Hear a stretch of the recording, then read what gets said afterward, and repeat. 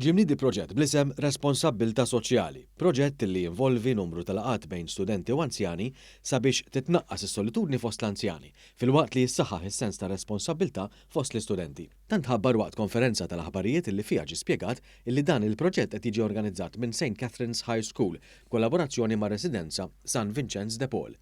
Fil-proġett se jkunu qed jipparteċipaw mal-100 student mis-snin tal-Junior 5 u 6 u se jkunu qed jiltaqgħu ma' 50 resident mir-residenza San Vincenz de Paul. Il-Ministru għall-Anzjanità Attiva Joe Etienne Abela tkellem dwar l-importanza ta' inizjattivi bħal dawn li jħallu impatt soċjali fuq iż-żgħażagħ u anki fuq l-anzjani.